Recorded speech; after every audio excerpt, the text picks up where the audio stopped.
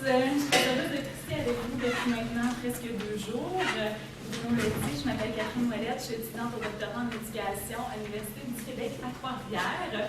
La communication que je vous présente aujourd'hui a pour titre, je vais le répéter, des pratiques enseignantes inclusives d'enseignants œuvrant au sein d'une école québécoise inspirée du mouvement d'éducation nouvelle, également de problématiques.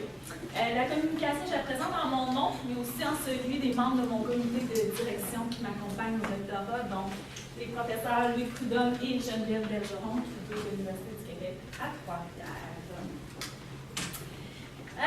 Avant de faire part du temps de la communication, je tenais brièvement à vous la contextualiser. Donc, comme je viens de le mentionner, je suis étudiante au doctorat en éducation et plus spécifiquement, je viens de terminer ma première année, donc à l'issue de laquelle j'ai pu camper un premier jet de problématiques où finalement l'éducation nouvelle occupe une place assez importante. Alors, je viens vraiment vous présenter ce premier jet de problématiques là, que je compte terminer cet été, donc pendant la période estivale qui arrive à grands pas.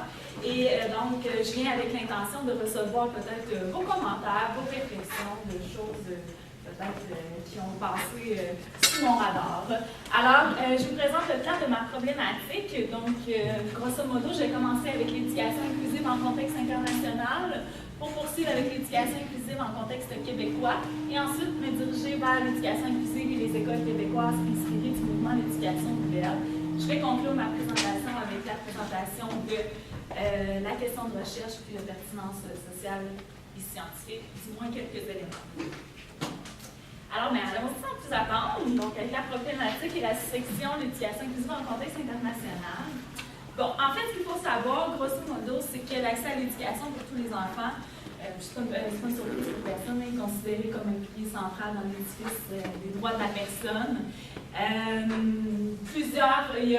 Malgré tout, malgré que ça a évolué beaucoup depuis le début des années 1900, ce qu'on constate, c'est qu'il y a tout de même une croissance des inégalités entre les pays, mais au sein des pays, qui est tout de même constatée. C'est ce qui a mené, en fait, à la création du mouvement d'éducation pour tous, créé dans les années 1990, donc coordonné par l'Organisation des Nations Unies de l'éducation, de la science et de la culture, donc l'UNESCO. Le mouvement d'éducation pour tous a pour but d'accroître l'accès à l'éducation pour tous les enfants, mais et surtout leur prodiguer une éducation de qualité. Dans la foulée du mouvement d'éducation pour tous a été adoptée en 1994 par l'UNESCO la déclaration dite de Salamanque. Donc, la déclaration de Salamanque est considérée comme la déclaration vraiment la plus ambitieuse en matière d'éducation inclusive jamais signée. C'est plus de 300 représentants de 92 pays et de 25 organisations internationales qui ont décidé de travailler pour la première fois vers le développement d'écoles inclusives. Donc, dans la déclaration de Salamanque, on enjoint en fait les signataires à réformer les écoles pour, et je cite, accueillir tous les enfants, quelles que soient leurs caractéristiques particulières d'ordre physique, intellectuel, social, affectif, linguistique ou autres. Donc, en fait, on vise à accueillir les enfants dans des écoles qui vont exalter les différences, qui vont épauler tous les enfants dans leurs apprentissages et en fait qui vont répondre aux besoins individuels de chacun. Un mot d'ordre, d'ailleurs édité aussi par plusieurs chercheurs de différents pays dans les années 1990. À l'heure actuelle, la déclaration de Salamanque, qui avait été adoptée en 1994, trouve toujours un écho dans la mission de différentes organisations internationales, par exemple l'Organisation de coopération et de développement économique, l'OCDE, mais aussi dans plusieurs pays occidentaux, notamment le Canada. Effectivement, si on se penche du côté de ce pays-ci, donc du Canada, ce qu'on constate, c'est qu'en 1982, la Charte canadienne des droits et des libertés a été adoptée, dont l'article 15, en fait, qui prévoit d'abolir toute discrimination envers tout individu, que ce soit fondé sur le sexe, la religion, le handicap, l'origine nationale ou ethnique, la couleur, etc. Puis, de même, en 1987, l'Association canadienne pour l'intégration communautaire, elle, a décidé de promouvoir l'idée, en fait, que tous les élèves devraient être intégrés en classe régulière. Alors, ces deux initiatives-là ont conduit Gauguin et Poirier à remarquer qu'au milieu des années 1990, plus de la moitié des provinces et des territoires canadiens, dont le Québec, incluaient déjà dans leur document ministériel des sections qui seraient consacrées à une possible éducation pour tous les enfants en classe régulière. Alors, c'est ce qui nous amène à nous intéresser à l'éducation inclusive, plus précisément en contexte québécois. Alors, en fait, ce qu'on remarque, c'est qu'en s'appuyant sur plusieurs documents ministériels, je ne m'étalerai pas là-dessus, mais notamment la politique de l'adaptation scolaire au Québec, publiée en 1999, ou plus récemment la politique de la réussite éducative, publiée en 2017. Les efforts publics effectués au Québec ont grandement contribué à améliorer l'accès de tous les enfants à l'éducation, mais aussi la qualité des services qui leur sont offerts. Ces efforts publics-là placent en fait le Québec comme une société en fait très avancée en termes de performance du système éducatif. Cependant, cette performance du système éducatif-là doit, selon le Conseil supérieur de l'éducation, donc le CSE, s'accompagner en fait des exigences d'équité et de justice sociale pour tous les enfants, la performance du système éducatif n'étant pas suffisante. Alors, en fait, ce qu'on remarque, c'est qu'il y a un objectif qui semble ici inachevé au Québec, c'est-à-dire celui de conduire tous les élèves vers la réussite en permettant à chacun de développer son plein potentiel. À cet effet, en 2010, c'est pas tout du temps, le Conseil supérieur de l'éducation, en 2010, a décidé justement d'analyser la capacité du système éducatif québécois à voir en fait s'il était justement en mesure d'assurer la réussite de tous les enfants en permettant à chacun de développer son plein potentiel. Et à l'issue de l'analyse, en fait, le Conseil supérieur de l'éducation soulevait le fait qu'il fallait continuer en fait de mettre des efforts pour lever les obstacles qui subsistent toujours relativement au développement d'un système éducatif qui était plus inclusif. Parmi les obstacles qui ont été repérés, on retrouve celui de prendre en compte la diversité des rythmes d'apprentissage et des besoins de tous les enfants. Okay? Et cet obstacle-là amène en fait à trois préoccupations sur lesquelles il faudrait se pencher, toujours selon le Conseil supérieur de l'éducation. Alors, premièrement, de retenir tous les enfants dans le système éducatif et de les accompagner vers la réussite. Deuxièmement, on devrait s'intéresser au retard scolaire. Et troisièmement, à l'organisation scolaire ainsi qu'à la diversification des pratiques enseignantes et administratives. Un petit rapport de dîner, je m'excuse. Donc, plus spécifiquement concernant la préoccupation de la diversification des pratiques enseignantes, ce que le Conseil nous dit, en fait, c'est que la rigidité du travail des enseignants, donc tout ce qui concerne l'horaire, les tâches, la formation, mais aussi la difficulté à mettre en œuvre la différenciation pédagogique, nuirait en fait à l'élaboration d'un système éducatif inclusif. De même, 4 ans plus tard, en 2014, le Conseil supérieur réitérait que les obstacles étaient toujours considérables relativement à la mise en œuvre d'un système éducatif inclusif. Et de même, en 2008, Godreau et Hall avaient en fait le même écho sur la question. Donc, dans leur rapport d'évaluation sur la politique de l'éducation, de l'adaptation scolaire au Québec, les chercheurs vont souligner en fait que les enseignants ont généralement du mal à tenir compte de la diversité de tous les enfants dans leur pratique enseignante. Et ce constat-là de Godreau et Hall en 2008, en fait, a été confirmé par plusieurs recherches qu'on voit ici et que je n'aborderai pas avec vous, mais des recherches menées en sciences de l'éducation au Québec, autant dans le champ de la didactique que dans le champ de la pédagogie. Donc, en fait, ce qu'on constate, c'est que le passage à l'action vers des pratiques enseignantes inclusives demeure un défi dans les lieux au Québec. Ce défi d'envergure-là peut notamment s'expliquer par le fait que l'éducation inclusive est une question encore socialement vive, notamment en raison du modèle de service éducatif qui est proposé aux enfants qui ont des besoins particuliers. Effectivement, ici au Québec, du moins, je pense que c'est assez unanime, du moins dans ce que j'ai lu dans les écrits, on se retrouve encore dans une perspective d'intégration scolaire, non dans une perspective d'éducation inclusive. Et selon le ministère de l'Éducation du Québec, l'intégration scolaire est un processus par lequel on essaie de faire vivre à l'inadapté un régime scolaire le plus près possible du régime prévu pour l'enfant dit normal.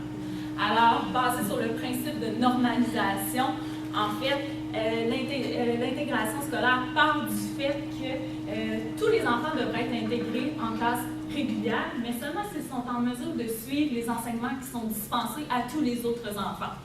Okay. Donc, si les besoins de l'enfant deviennent trop éloignés de la norme, alors à ce moment-là, on va privilégier une intégration sociale, voire peut-être uniquement physique, et la scolarisation de l'enfant à ce moment-là peut se faire dans une classe spécialisée.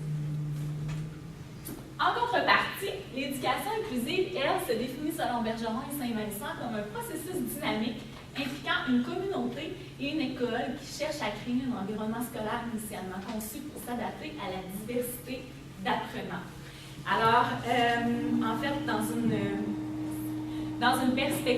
cette perspective-là, en fait, en se basant sur le courant pédagogique humaniste, l'éducation inclusive vient totalement remettre en question les pratiques enseignantes qui ont généralement cours au Québec.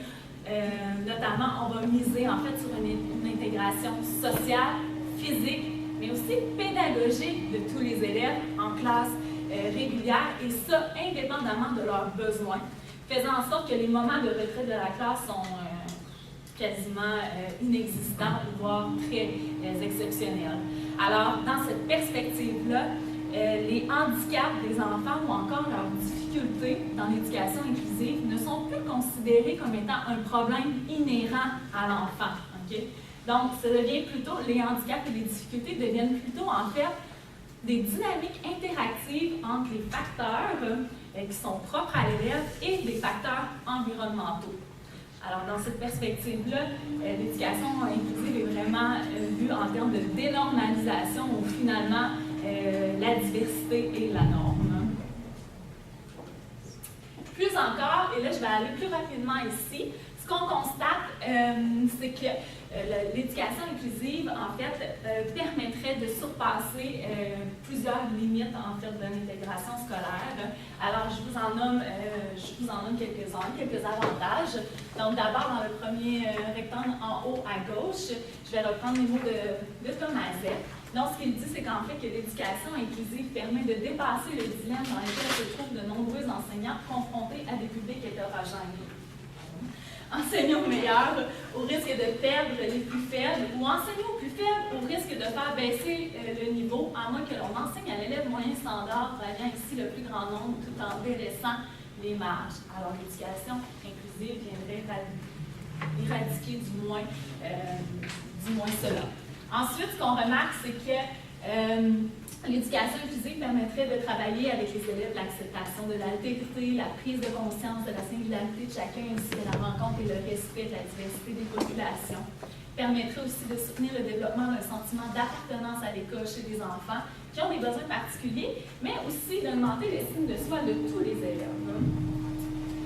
Puis, l'éducation inclusive permettrait de contribuer à alimenter la motivation scolaire de tous les enfants, et pas seulement des enfants qui ont des besoins particuliers.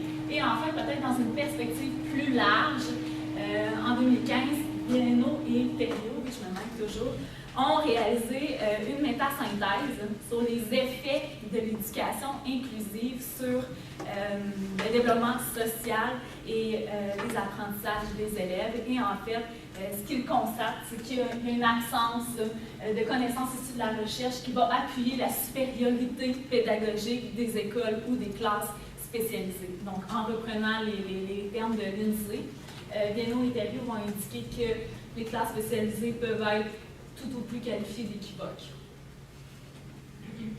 Alors,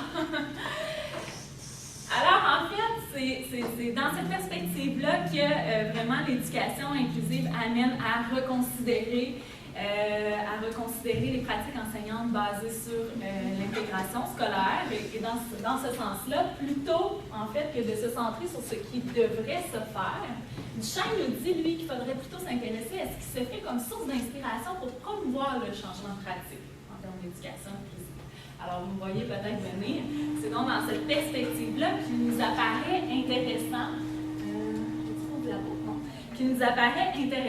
en fait, d'aller voir comment se concrétisent des pratiques enseignantes dites inclusives dans les écoles qui sont au sein du réseau des écoles publiques alternatives du Québec, donc du REPAC, considérant que ces écoles-là ont pour fondement le courant, notamment des valeurs et des principes humanistes qui sont sont aussi au cœur de l'éducation inclusive. Alors, c'est ce qui nous amène à regarder l'éducation inclusive et les écoles québécoises se sont inspirées du mouvement de l'éducation nouvelle. Alors, basé sur l'éducation nouvelle, justement, ainsi que sur des penseurs et des pédagogues humanistes, les écoles québécoises faisant partie du REPAC ont ouvert leurs portes depuis maintenant plusieurs années dans les buts de soutenir l'innovation pédagogique, mais aussi de s'ouvrir à la diversité de tous les enfants. Bien que ces écoles-là, du REPAC, ne se définissent pas, du moins pas encore, en tout cas, je ne sais pas, comme inclusives, mais si, c'est parfait. Donc, ne se définissent pas encore comme inclusives. Ce qu'on constate, c'est que les valeurs et les principes qui les sous-tendent ont des liens avec lesquels c'est possible de faire des liens donc, avec certains fondements conceptuels de l'éducation inclusive. Et je vous propose qu'on regarde ensemble quelques liens qu'il est possible de faire entre les deux. Alors d'abord, entre les valeurs et les principes des écoles inspirées du mouvement de l'éducation nouvelle et certains fondements conceptuels de l'éducation inclusive, on remarque que les deux ont comme concept central celui des démocraties libérales et pluralistes, où on va en fait miser sur une approche éducative éthique et une vie communautaire où on va valoriser la liberté et l'égalité de tous. Ensuite, on regarde que les deux vont favoriser on remarque que les deux vont favoriser le respect et l'ouverture à l'altérité. Que les deux vont aussi privilégier des pratiques enseignantes qui vont être centrées sur le vécu de tous les enfants. Et enfin, Bergeron et Saint-Vincent nous disent que les pratiques enseignantes qui vont être basées sur le courant pédagogique socio-constructiviste sont en cohérence avec l'éducation inclusive. Et en fait, ce qu'on remarque, c'est que dans les écoles issues du mouvement de l'éducation nouvelle, donc les écoles du REPAC ici au Québec, on se base aussi en fait sur des pratiques enseignantes socio-constructivistes. Plus encore, ce qui est intéressant, c'est que le Conseil supérieur de l'éducation, dans l'un de ses plus récents rapports publiés en 2017, indique que les écoles québécoises inspirées du mouvement de l'éducation nouvelle sont inspirantes et susceptibles d'alimenter une réflexion qui pourrait fournir des repères à d'autres établissements en termes d'éducation inclusive. Alors, dans cette perspective-là, en fait, les écoles issues du mouvement de l'éducation nouvelle nous apparaissent être un terrain, un milieu propice, en fait, pour étudier les pratiques enseignantes inclusives. Alors, je vais conclure là-dessus. C'est ce qui nous amène à notre question de recherche. Donc, comment des enseignants travaillant au sein d'une école québécoise inspirée du mouvement de l'éducation nouvelle mettent-ils en œuvre des pratiques enseignantes inclusives? Je termine avec trois mises en relief, je vais dire, de ce que ça pourrait amener, en fait, répondre à cette question-là. Alors d'abord, bien, certainement, ça permettrait de mieux comprendre comment se concrétisent des pratiques enseignantes inclusives, okay? Surtout que le Centre de transfert des apprentissages au Québec a indiqué tout récemment, en 2019, dans un de ses rapports, que c'est maintenant temps de passer d'une rhétorique inclusive à la documentation de pratiques dites prometteuses en termes d'éducation inclusive. Aussi, répondre à cette question, ça permettrait de mieux soutenir des enseignants dans la mise en œuvre de pratiques enseignantes inclusives, pas seulement dans le réseau des écoles publiques alternatives, mais à l'échelle provinciale, en considérant, comme on l'a vu, que les enseignants se sentent généralement peu compétents en ce sens. Et enfin, ça permettrait, et j'ai quelqu'un qui l'a dit ce matin, je ne me souviens plus qui, ça permettrait de contribuer au développement des connaissances issues de la recherche, encore peu nombreuses, relativement aux écoles qui font partie du REPAC et encore plus précisément relativement aux pratiques enseignantes qui y ont cours. Voilà mes millions de références. Je vous remercie.